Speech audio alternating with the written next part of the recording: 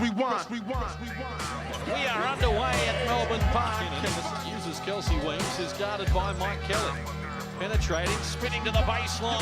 Excellent move from Kelsey Weems and Smith. Two-point attempt, hard on the eye. Mackinnon over the top of Shane Hill. Stand by. It's an exclamation point on that play. Shane Hill against Mackinnon. Again, contact, this time no whistle. The hammer pulls away and drops three more. Followed, I assume, because it was going straight to Sam Mackinnon. His no-look pass. He's got it back and he stuffed it in the hole. It bounced off Matty Nielsen. Mackinnon scooped it up.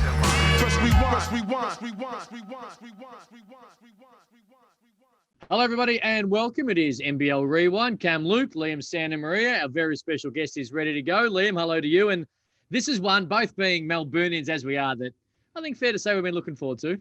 For sure. Slam and Sam. About time we had him on the show. It is, and he does, George. Sam Mackinnon through everything. Obviously, Magic, Townsville, Razorbacks, Australia, the Bullets. So much to get into. Hello to you. Yeah, thanks, guys. Thanks for having me on the show. I'm not missing Melbourne at the moment, but it was awesome growing up in Melbourne, playing professional basketball and having the support, big crowds, and lots of fond memories. All right, we'll get to what it all meant to be sort of plucked from that junior age straight into the big time with your team in your backyard. But this game, you played Sydney Kings, you're playing for the Magic, your first ever triple-double. I know you've watched it. People around the country have watched it. If you haven't, Twitch, NBL TV, Facebook, Instagram, Twitter, however you do it. What's the one thing that sticks out for you? Nothing to do with the game. It was the pre-game. So the Magic were pretty creative back in the day. It must have been a healthy budget, but they actually did a little bit of a recognition to some old players who were championship players. And wouldn't you know, Andre Lamanis was the first one that walked out in his singlet, just waving to the crowd with cheerleaders, arm in arm. So, Dre, Bill Palmer, Warren Pink.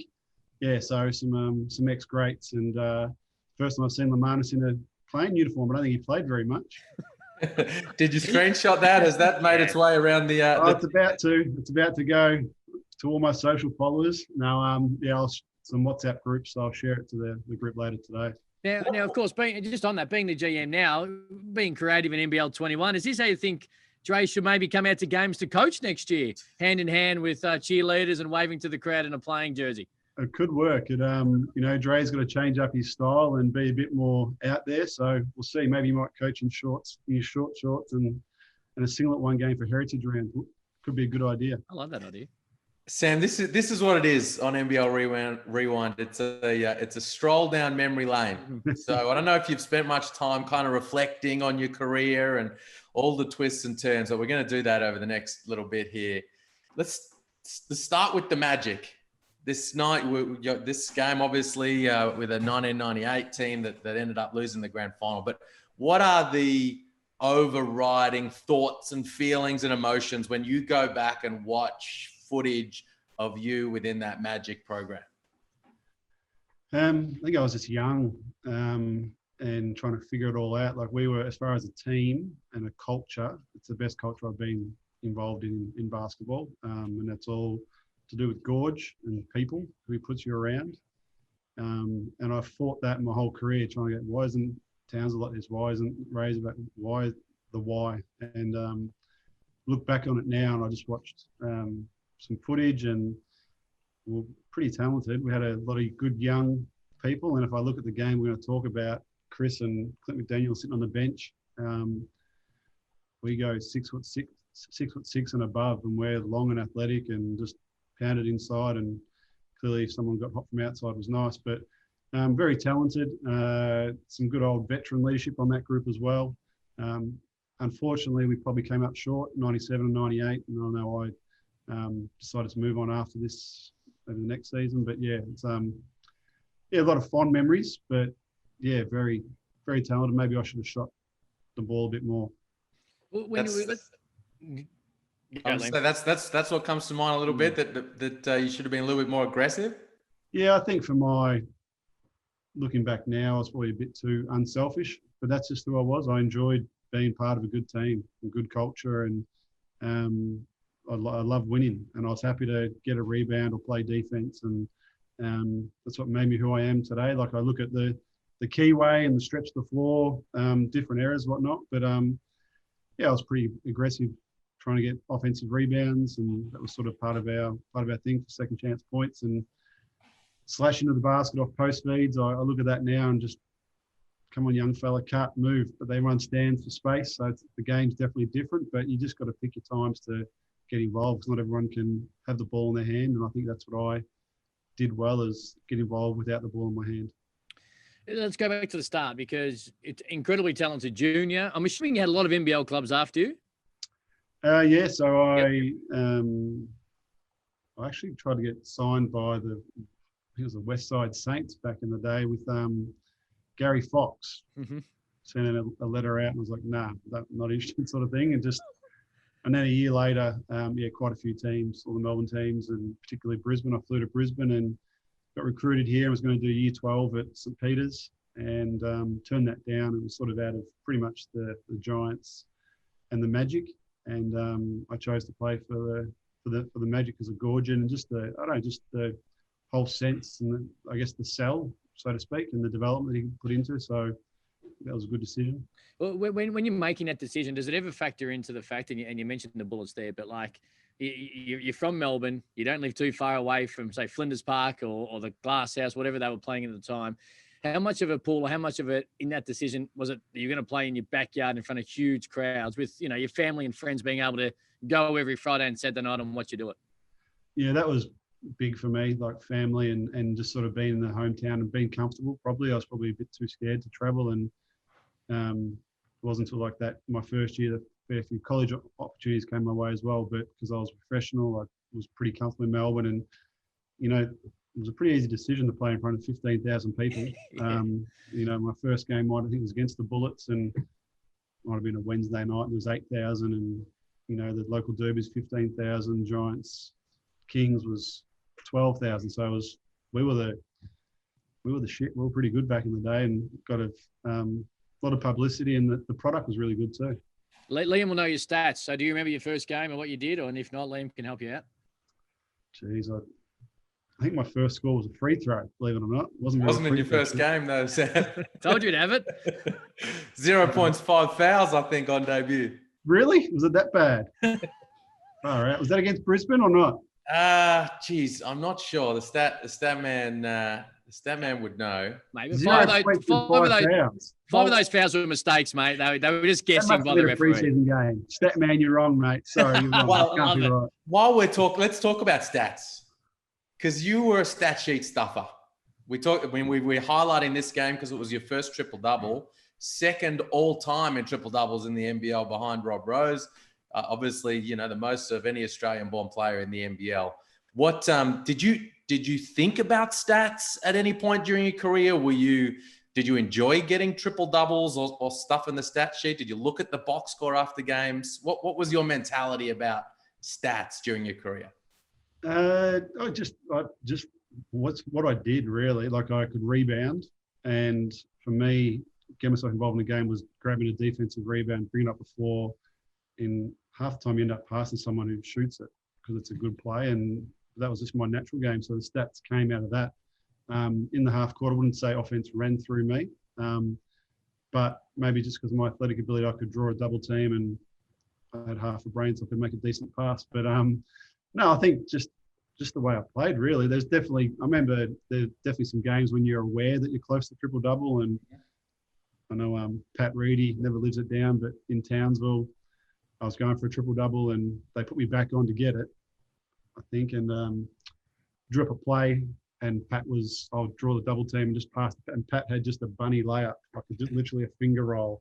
And he went into the front and the bottom of the rim. I was like, so he's apologised for that so many times and bought me beers, but there was times definitely when you're aware you're close. So that's always a bit of a fun, and you see that these days.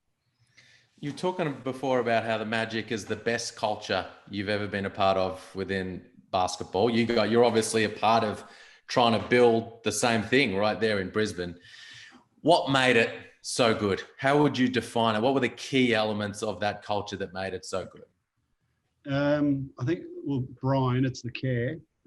It's how you are as a person, not just if you're on court and you're playing, that's your personality, but it's the off-court development where Brian's second to none.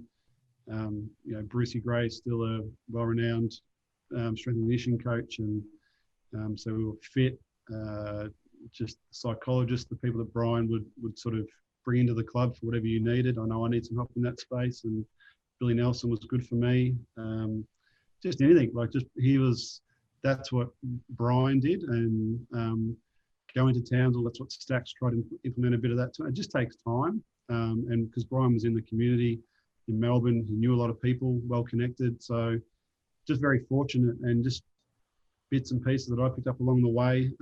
Good people's paramount, whether it's admin, staff, basketball department, you kind of need to all be one, and that's what Brian was really strong at, was bringing everyone together and spending money. Brian was good at. So as he's doing with Wollongong, but we'll go there later.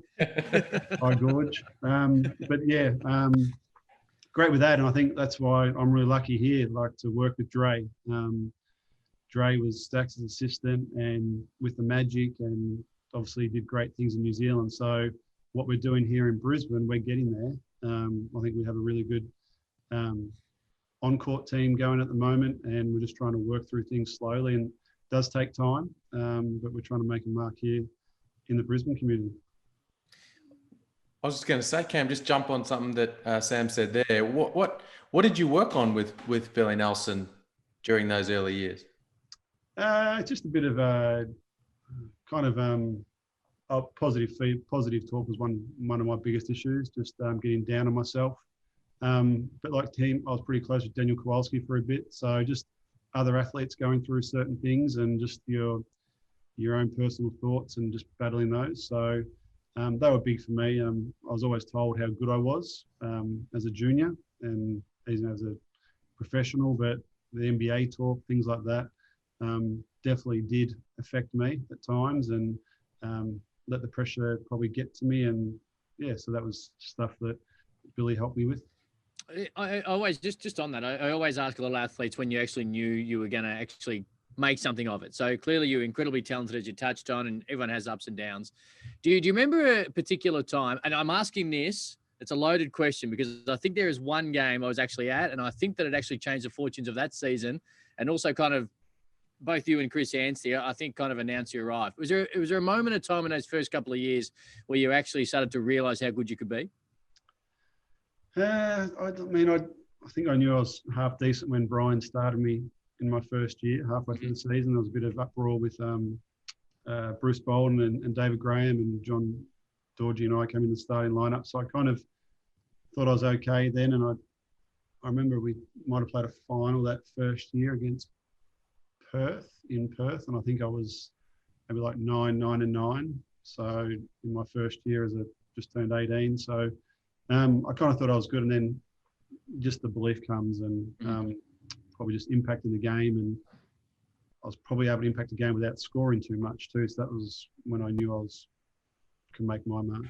Now, I asked this question with some trepidation, Liam, because I'm not sure if Sam can remember this game, but I think it was 96. And the Giants were 20 points up. D-Mac was doing whatever he wanted to do. And then you and Chris Anstey just tore it apart in the second half. And you end up coming back to win. I think you won, in the end, fairly comfortably, 10 or 12 points. And it sort of turned the fortunes of the season for the Magic. It led to a championship. Do you remember that game? I'm hopeless. I don't. I've got to, sorry for the great leading game. Sorry. No, that's fine, because when you played as many big games as you have, I was, a young kid in Melbourne going, this is amazing. That's fine, because I think Liam, was that at Melbourne Park? It was at Melbourne Park. Did I get some really big offensive rebounds? A monstrous one late. You know what? Hey, Key Malaysia one was there. I do remember that game. Yeah, NBA people were there. I do remember you mentioned it. Yeah, I do. Yeah, I did play good that game. You did play good, and I think it propelled, and obviously you're already incredibly talented and playing well, but it propelled the season. But that's going to be an NBL Rewind game, Liam, in the next couple of months. I'll be getting it up there because I want people to see it, in particular the second half. Except for Giants fans, you can look away. Sam, you jumped onto my radar years before that, actually, at the old Albert Park Stadium when you were playing for Diamond Valley. I used to play, I was in the under-12s under Ken Watson, and then I'd hang around court 1 at that stadium throughout the rest of the night and watch you types of guys come through. And I can remember the night Diamond Valley came through, and just watching the warm-ups, and it was just flush after flush after flush. And I was like, oh my God, who is this guy? You're probably going to play Aaron Trahair that night. Yeah. And I can remember watching that. And then obviously, was it Tip Top? Was it the Sunny Crust? Sunny Crust. Sunny Crust Bakery. So that Talk us through the experience. I mean, that ad put you on the map for a lot of non-basketball people. Yeah, I it would was. say. What was the experience of shooting that? Yeah, it was a studio in the back of Albert Park and green screens and all that sort of stuff, and jumping all day. And I guess I look back, I was very fortunate to have a few endorsements for basketball and flying through crowds and things like that. So that was a very unique experience at that time, filming that and sort of putting myself out there. And not the most confident person, you'd say. My ability was probably good, but my confidence in just speaking and publicly and whatnot, I was good around my friends and whatnot, but just put me out in that sphere where I had to sort of present myself a little bit better, I guess you could say. And that's the part that Brian helps you with off the court. So, yeah, great experience, lots of free bread. The guys love me. I'd get a tray of bread delivered every training session, and the boys would take it all home, and anyone would come to training and pick up that. We had that, big M's. Probably not good for the dietitians these days, and much white bread and chocolate milk, but geez, it was good. 96, you win a championship, and we're going to touch on obviously near misses, both because of games you played in grand finals and ones you did miss through injury. And there was a number of years between that championship in 96 and your next one. Do you think at the time you appreciated that 96 championship enough? You went to a strong team, you were highly touted, Olympics, you played for Australia. Did you appreciate at the time what it meant to be a champion? No, not enough. Like I was, as a junior, was really lucky, which we won 5 Australian national championships, came into the NBL, and lost the Giants in 94. I can't remember what happened in 95, but we won in 96. Like, oh, this is just going to keep on going. We're going to keep on winning. And 97, 98, we made the championships, but lost all 3 of those. I think it was 1 to Tigers and 2 to Adelaide, I think it was, the shortened season. Yep. And then I think just that's where I just started to question my own development, where I was at, and with Brian and Stacks got the job in Townsville and decided to move on there. And just because I thought I wasn't improving as an individual, was just thought Stacks could help with that. And things were going along really well there with my own personal development, 2000 Olympics, and came back after that, got injured, and missed the grand final match there against Wollongong. So yeah, just sort of, that's when I started to realise this is really hard to get back to a championship and win one. For injury, for me personally, injury and just not performing. So I always wanted to get back to that level and try to win another championship. It took me 10, 11 years. And just on that as well, in that time frame, you, of course, 23 and under world championship that you won in your own backyard as well. So that was intertwined. So that winning continued after the 96 championship into 97. And of course, Chris Yancey and Stacker, of course, a huge part of that as well. So you went, a 5-year period, and then you throw juniors in that essentially, I'm not saying it was easy, but from the outside, it just looked like everything you touched was gold. Yeah, even like those Australian junior teams you talk about, I forgot about that one, but that's a super talented team. Look back with Nielsen, Anstey, Dwighty, the Trahair is the best junior player ever, I think, in the world. If you walked into Greece and spoke to a 45-year-old bloke, he would know who Aaron Trahair is, type thing. It was big back then. But yeah, just like good people, fortunate, like you get your strong age groups come through in juniors and propelled me through to professionally, was doing well and part of winning groups. So yeah, just sort of, for me, post 2000, bit of a roller coaster. Just on that, and I know that you don't remember every single moment, but I'm guessing you remember that 10 seconds against Argentina. You mentioned Aaron Trahair. Is that the most exciting 10 seconds of your career, the stop into the Trahair 3 and then the pylon? Yeah, look, we just know how good Aaron was.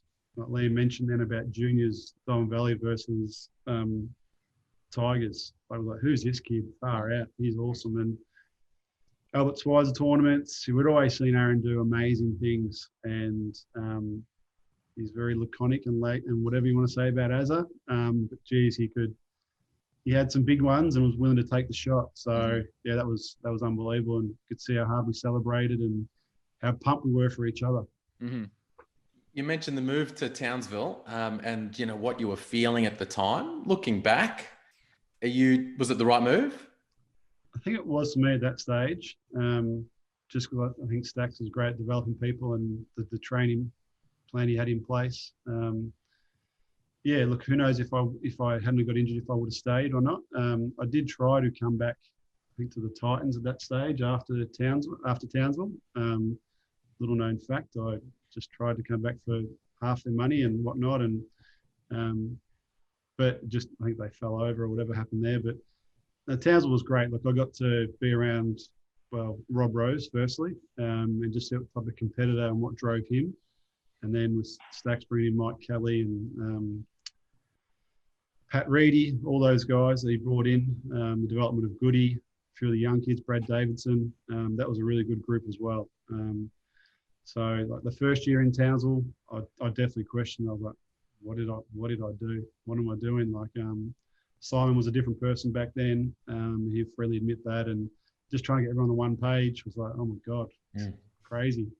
And probably me being the big shot young kid coming into, things didn't go great the first year, but after that it picked up, and yeah, that was good. Unfortunately, just the injury happened there, and kind of had to deal with that the rest of my career. So the injury you're talking about, was it a bone bruise, a knee injury? Yep. Late in the 2001 season. These are some of the most fun parts for Cam and I on NBL Rewind. The what if moments, the big what if moments in NBL history. What happens that season, and perhaps beyond, the repercussions? What happens if you don't get injured late in that season? Oh, look, I don't want to take anything away from Wollongong, but I think it would be a different scenario if I was out there. Just the way I was playing pretty good, and it was the trainings, like what happens when you play in a world championships or an Olympics, whatever it is. You come back from those things and you play at a different level. All the guys are lucky enough to represent their country. You just feel that, and I was definitely feeling that, and just unfortunately I just jumped in the air and landed and hyperextended my knee and had a bone bruise, and it was there on the first scan, and I had a little surgery to get rid of a cyst which was on my ACL, and unfortunately it was a red herring, and told to run around again in 10 days, and did that for a month, and next minute I needed what they call a chondroplasty, and that's sort of where it just all went sort of pear-shaped. So so that's unfortunately just a bit of if I'd taken 6 weeks off and rested it, maybe it would have been different. You mentioned about personal development and development as a basketballer, but like handling, and we're going to get to Razorbacks when it comes to grand finals and being injured as well. But like, how do you personally, how did you grow, or did you personally develop by being on the sidelines, being a part of that team, but not being on court when they're there for what would have been their only NBL championship? How did you handle it personally, and did you grow from it? I didn't grow from that as much there in Townsville. I found personally the team was having a lot of success, and I kind of wanted to be a part of that. So I don't know, hopefully I wasn't a distraction to the group, but probably just in that little fishbowl environment of Townsville, I found you're quickly forgotten as an athlete because of having success, and some of the owners would not really talk to you as much as they had previously, which was interesting. Select few. So that was just probably an eye-opener for me when I wasn't performing, and just how as a professional athlete you can be cast aside. So yeah, and that was hard to watch. You know, both franchises going for championship and whatnot, and us coming a bit short and wondering what if I'd played and what if I could have helped. Yes, that was tough to do. I developed a lot as a person the next year. Just on that, and you mentioned obviously, the ownership or people kind of forgetting if you're not playing well. You mentioned it before. Like, is that why you didn't stay? It was a bit of a reason. Like, it was sort of like, I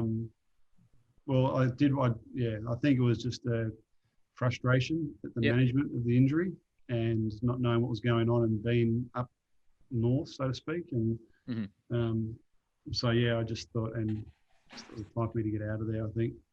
So you moved from there to the West Sydney Razorbacks. Robbie Caddy's able to recruit you to come in. You sit and watch them lose a grand final the following year. What's your overwhelming feeling when you reflect on your West Sydney Razorbacks time? Is it frustration? Is it enjoyment? Like what is it that comes to mind? Well, it's timing. That's what it is. Like just not being able to play the first year, and they paid me a good sum of money to go there, and I just felt horrible the whole time not being able to play, particularly that first year. And once again, sitting there and watching them have success and going, I'm sure I could help them. I'm sure I could help get over the line, and the frustration of that. But then also for me, I was probably in my own head about where's my career at? Am I going to come back and play? Because I just couldn't put any weight through it. But I had a really good physio, Matthew Stewart, look, I pretty much signed a contract where I waived my next 3 years if I didn't get back to play, where I wouldn't get 1 cent of the money, and bet on the house, so to speak. So, yeah, lots of just rebuilding that strength. And, yes, that was a difficult time that first year. And then, so timing then came good and I could play the next few years. And unfortunately, come the 03-04 final, my knee started to the nature of that injury, you pound it, so more cartilage just tears away. And I felt it coming into the finals, and I was like, don't do this to me. And I tried to hobble around, but yeah, game 5. We have featured game 5 actually on NBL Rewind earlier in the series. Appreciate it. It's really good. Never hear about it. From a basketball purist and a neutral fan, as Liam and I were at the time, it is one of the most remarkable games of all time. But being a part of it, and unfortunately losing end, how often do you play that in your head? Or maybe not now, but in the aftermath of what was an incredible comeback? Because the game and the championship was pretty much done. Yeah, no, it's one of those ones you kind of try to forget about. It's for me, getting myself like fit and healthy and back to try to contribute. Unfortunately, just personally, the stuff we were all Australian, which would have been pretty amazing if we got that done. I think Scotty was injured, McGregor was injured too. Brad Williams came in for him. And then just watching CJ, Ebiara. So, Jason, they all deserved it. Good series, ebbed and flowed a bit. Lots of talented guys out there. The Sydney Showdown had to be a winner, wasn't us. Yeah. So that one hurt.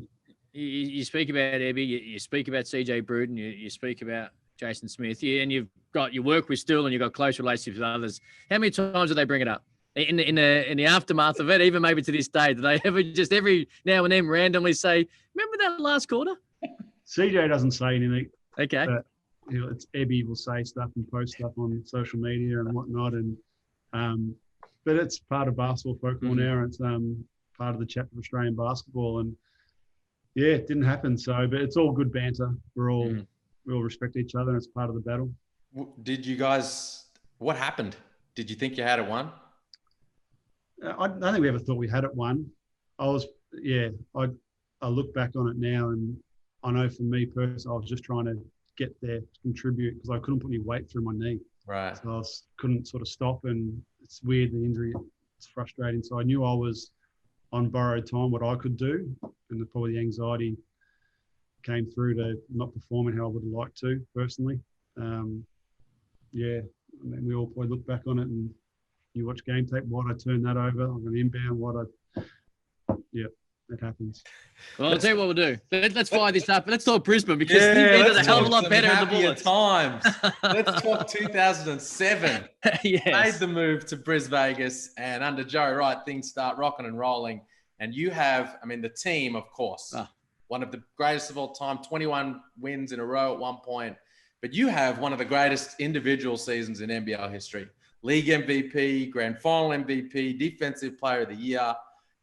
You were only the second person ever to do that. Leroy did it in 87. Your good mate, Chris, went and did it straight away the year after. Yeah. But talk us through that 06-07 season with the Bullets from a team perspective, but also from after a decade of kind of frustration for you in the NBL after winning the title and the World Championships and everything, but then missed opportunities and injuries. You're just out there playing amazing. What was that season like for you? I guess it was probably getting back in the Australian team for me in 06 and feeling part of that. Like that was, for me, that was the thing that hurt for me, missing so much time in that next generation when Drewy, Vlahoff, Breaky, all those guys retired. So getting back in that Australian group and having an off season and then lead into the 06-07 season, the right people around the team, around the group.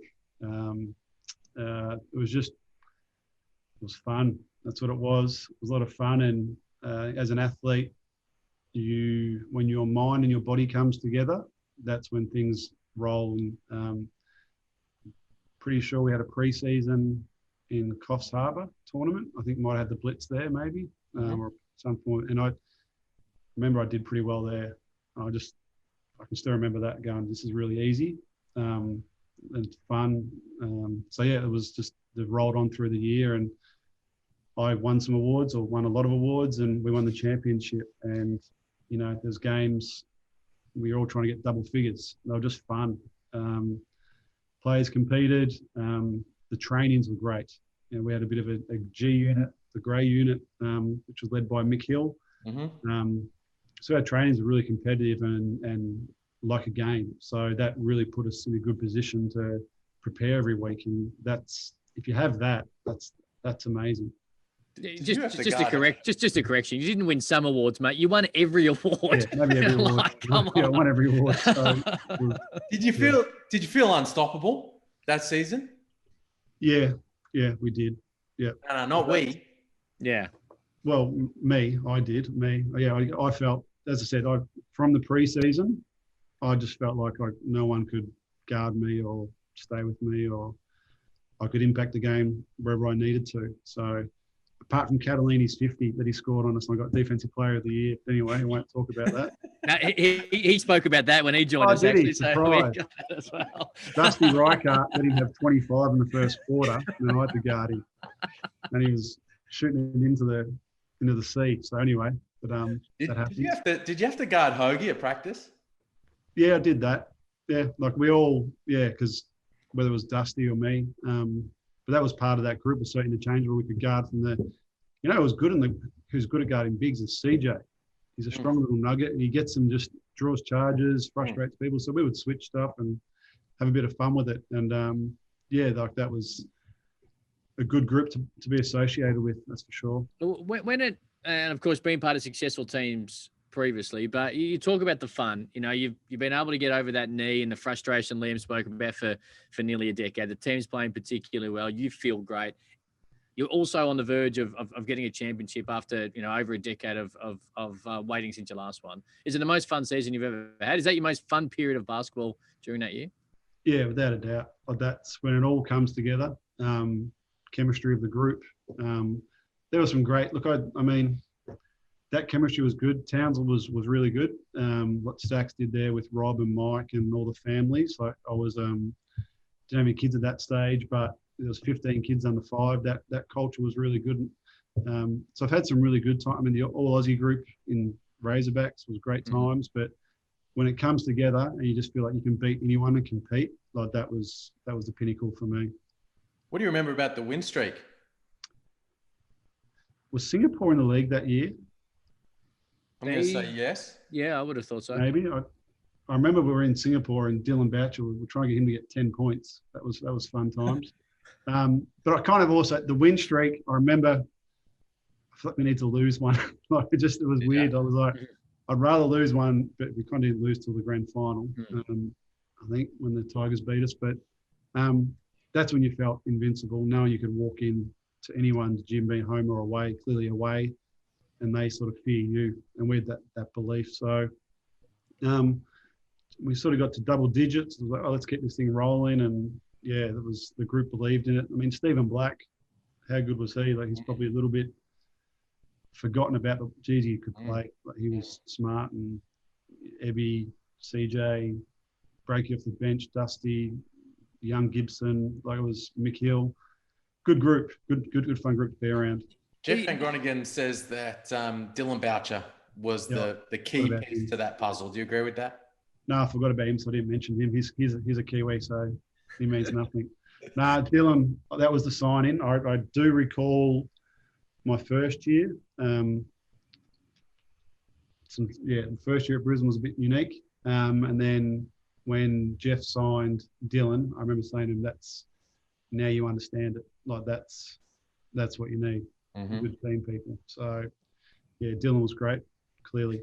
Well, what was the feeling for you personally? So the siren goes, you got another championship. Is it relief because you've been chasing one for so long? Is it the more appreciation, as you touched on earlier? Do you remember the overriding emotions when finally the buzzer went? Thank F for that. Just relief. Yep. I think, just to exercise some demons, because we all like to win. We'd all love to win, and I have to look back at it and go, well, I was lucky enough to be in successful teams. We may not have always won. We'd all like to win 7 out of 7, but that's not my record, unfortunately. So I really appreciated that win. So much more, given it was an 11-year span. When you look just on that, just want to, the names you mentioned before, Liam, you go back and look at the 1 till 12. You talk about practice. I'd almost, without having it 100% in front of me, every single player on that team at some point started in the NBL at some other time in their career, which really shows you the depth of that Brisbane Bullets team and why they were so damn good. Yeah, they definitely, look, everyone in their own right has done well. Even Mick Hill may have started for Canberra back in the day. I think he might have. Even. Shout out to Mick Hill. Yeah. Talk us through what championship celebrations are like when they're funded by ABC Learning Centres. When you get to go on a plane to Vegas and spend a few nights there, it's amazing. And even during that season, flying chartered planes like straight after games and things like that. So I know people in Brisbane have got their issues with Eddie, but as far as the Bullets and what he did for our group, gave me some of the best memories. So very unique and never happened. I don't know if that'll happen again in the NBL, potentially. And we're all pretty tight. So it was even better to get to celebrate that and just, have a few drinks and actually sit down and talk about the win streak, talk about funny moments of the season. Well, that's when you know you've had a good year. You move back down to Melbourne, you team up with Chris and, good times, good, strong teams. And then for the third time, you find yourself sitting and watching a grand final series because you're injured. Could you believe that it had happened again? Oh, look, I was ready to retire then. That was blood clots then. I was ready to give it away. I was sort of done. And really the only reason I played again the next year was because my kids, because my son just wanted a chance to play in front of them. I knew my knees were not what they needed to be, having blood clots, things like that. It was just like, geez, what have I done? So I ran over someone's dog. But it was a chance to sort of finish off my career in Melbourne because I'd signed a 3-year deal for the Bullets and then they folded. I thought, 2 more years and then the blood clots happened. I was like, recurrence of that and play with Chris in Melbourne thought would have been ideal, but sat there and watched another one. And then the following year was all a bit of a transition for me. How often could you train? Like Leighton, you mentioned your knees and how stuff they were. Like, how often could you train during the week? I train every day. Okay. You still, yep. Yeah. Ideally, it wasn't good for me. Mm-hmm. Talk about load management and what I was dealing with. That wouldn't be ideal to do that. With sort of Seamus exiting the Tigers as well, there were some resources that were not there. Just ability to do rehab, and I think Rob Donatus, I think I started sort of seeing him locally. I think he might be the physio, or was a physio for a while. So just wasn't exactly a high performance team at that stage. For whatever, Seamus was brilliant for the Tigers, but he was on his way out. I know I was on my way out. I look back on that. I got a chance to live in Melbourne, play there, and then it was definitely time for me to retire. Back to the kind of earlier years. You mentioned earlier the NBA talk, and you spoke about it as it was alluding to it being a bit of a burden at times, sort of psychologically. Were there any ever serious NBA offers? You know, like we saw those guys getting drafted, right? Like Paul Rogers and CJ and whatnot. And we were thinking, I can remember all of us in the general public around that time thinking about that team, like thinking about you and about the landlord. Yeah. Were there any times where an NBA team seriously knocked on the door? Not for me, no. Just camps and trials. So nothing for me. I think just because I didn't shoot the three early enough in my career, and that's part of the reason why I left the Magic, just to develop that side of it. But not for me. No, just camp invites. I thought when I trialed there in 06, I did a camp there, or end of 06, I thought I did well at some of those camps. I thought Toronto, I did really well.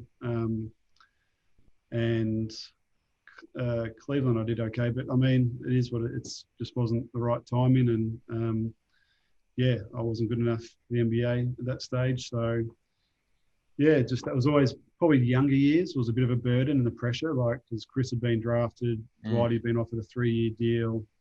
Like people are talking about me, I'm like, well, I can't control it. I can just do what I can do, and nothing was coming my way just probably because I didn't shoot the three. And if you look back then, they would probably choose a raw athlete over an international player. Whereas now I think the focus is on a bit more about team and culture, and maybe from that 10 to 15 roster spot, have decent human beings who are not going to take up a lot of airspace. And that's definitely changed. I mean, the Spurs led the way in that, and hopefully that's what's going to put our next breed of Aussies coming through is that, and we'll just keep on filling those spots and get a chance like Joey Ingles, like to wait that long and do so well. It's awesome. There'll be plenty more guys like that who are Australian. So given that experience, do you feel well placed to help Will Magnay through that type of situation right now? Yeah, I do. I feel pretty comfortable in it, just with what he's dealing with right now. The unknown and the uncertainty and what offers to take, and just what he needs to do as well. And just mentally, that's all white noise at the moment. You can't control that. What we can control is your day-to-day, and working on the three-point shot, and coaching him in the QBL was like, do whatever you want to do. You're not going to post up. You can get it off the board. You can drive it down, turn it over. I do not care. You're going to just do that stuff, and I want you to shoot. Like he'd shot 10 threes in the first 10 games or something like that. Not enough. Start shooting 3-ball, and just empowering and giving guys confidence. I feel really comfortable in that space. Not just Will, but all our young kids with the bullets, and trying to help them develop. Having the experience that you do as a player. In fact, I'll go back one step further. When you were getting to the end of your career, did you always think that something in basketball, be it coach, assistant coach, GM, was going to be your future? It's like during my career, I always wanted to do the job I have now. Like I was always a basketball operations role, whatever. I thought I'd love to do that. But when I retired, I kind of wanted to get away from basketball. I think I'd had enough of it and got away from it. Then you sort of get sucked back into it. Your kids start playing. You just, all right, I'll coach them. I'll do this, I'll do that. So it's been a bit of a long journey to get back into this space, but I'm really, really enjoying it. I'm very fortunate that I've, basketball, what it's given me, and I really enjoy being back involved on the professional level, and being able to impact our next generation of kids coming through and try and develop, the Jason Cadiz and Nathan Sobey. Hopefully you'll see different Nathan Sobey this year. And so it's, for me, being back in this position, I'm very lucky. Because as I was going to say, sorry, Liam, just on that, it just seems to be like the words you just said about Will Magnay, Sobey, Kadee, you got these young Australians underneath you, and all the experiences, all the ups, all the downs you've dealt with in their exact situation and what they're trying to achieve. It just seems like it just fits so perfectly with the role you have in setting up and running the franchise, but also that one-on-one open door policy, I assume, to be able to say to these guys, this is what I did, it worked or it didn't work, and to guide them into what they want to achieve.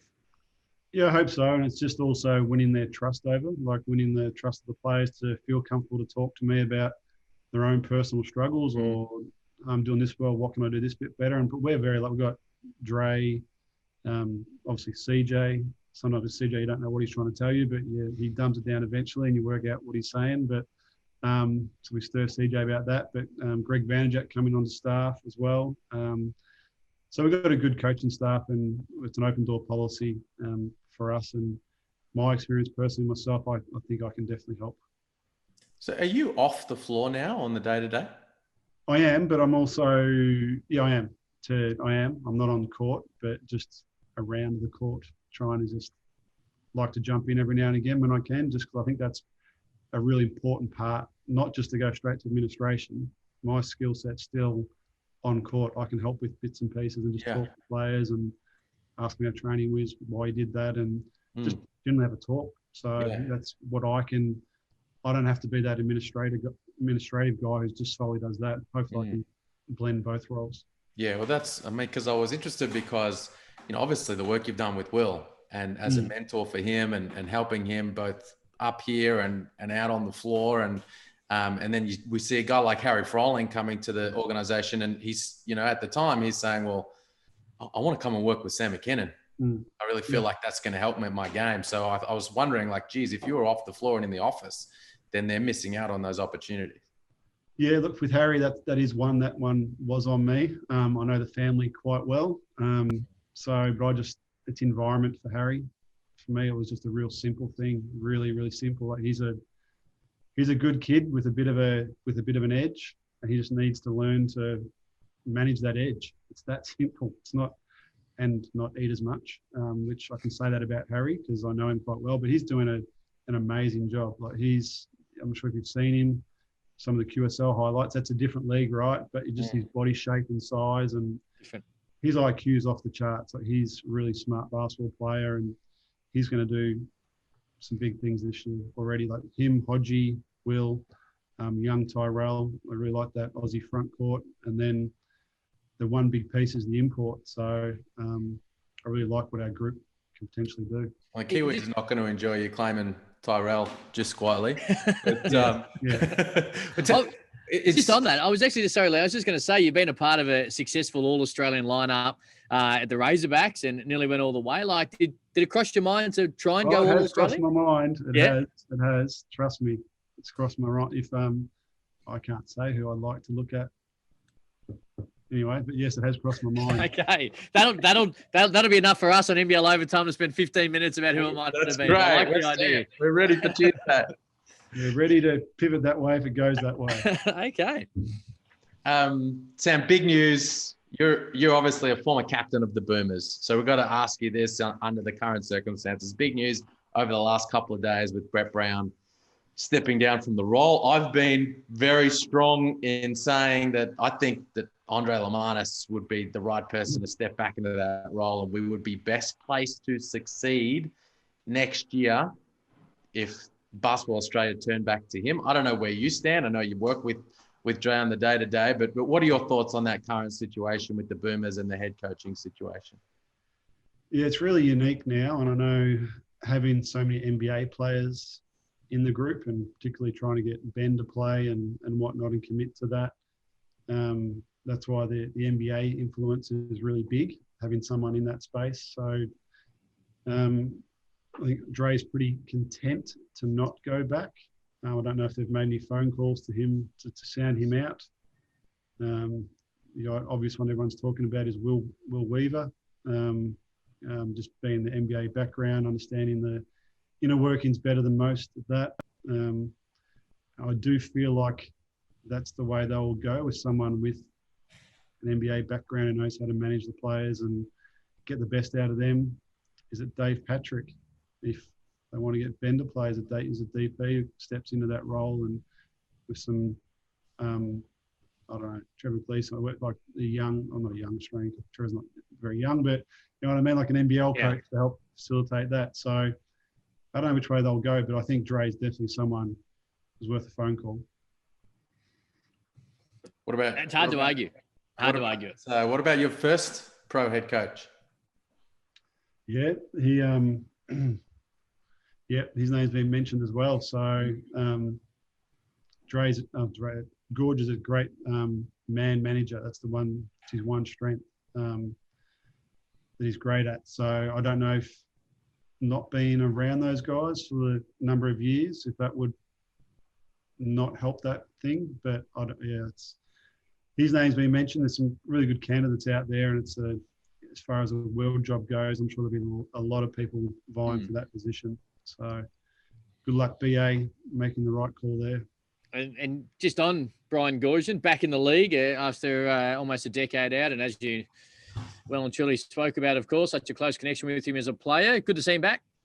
Yeah, it's great. It's a great coup for the league, for Larry to get him back on board. And it was sad to see him leave.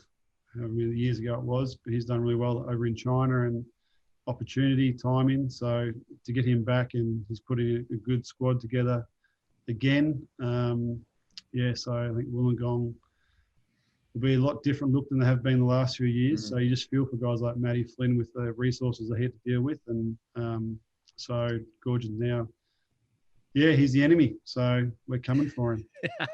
Love it. Hashtag NBL Rewind to get involved. For people right around the country, if you haven't seen the NBL Rewind game, watch it. Facebook, Instagram, Twitter, Twitch, NBL TV, however you look at your content, check it out. Southeast Melbourne Magic, Sam Mackinnon, first ever triple-double smacking around the Kings. Any last words, Liam, before we let our superstar man go? I've got about 7 or 8 questions about the small forward position, about Lamar Patterson and Scotty Hobson, but, he's been very generous with his time. He has Lamar been. Patterson, we tried. Scotty Hobson would be great. There we go. Love it. Sam, That's the answer we were looking for. perfectly done. Sam, thank you, mate. It's been a hell of a career. And, of course, you're still such a huge part of the Brisbane Bullets and the NBL fraternity. So looking forward to NBL 21. And you having your fingerprints, maybe All-Australian lineup. We'll see how it goes, our import and the crew going forward, mate. Thank you for joining us. Cheers. Thanks, guys.